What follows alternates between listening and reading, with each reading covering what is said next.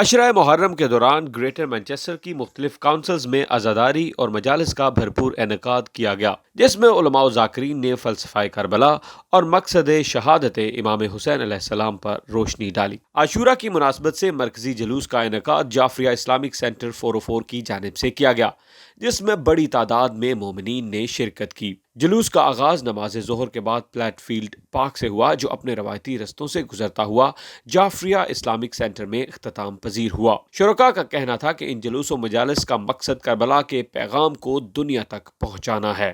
معصوم کا قول ہے کہ اگر ہمارے علوم کو، ہماری باتوں کو آپ لوگوں میں شائع کریں گے تو یقیناً لوگ ہماری طرف دوڑتے چلے آئیں گے۔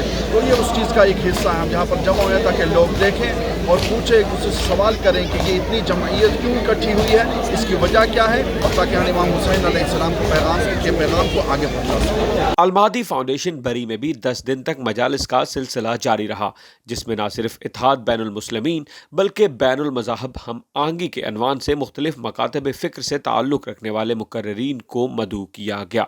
ریڈ کلف چرچ کے پاسٹر رسل فلپ نے بھی مجالس اعزاز سے خطاب کرتے ہوئے فلسفہ شہادت اور خدا کی وحدانیت کے موضوع پر روشنی ڈالی۔ ان کا کہنا تھا کہ شہدائے کربلا کی قربانی تمام انسانوں کے لیے مشعل راہ ہے۔ In Islam and also in Christianity, martyrdom is an extremely important subject, and it speaks about the fact that faith in God is more important than life itself. We are very respectful of those who've given their life for their faith, and it encourages us to think about the struggle that we face and how we can overcome evil in our lives.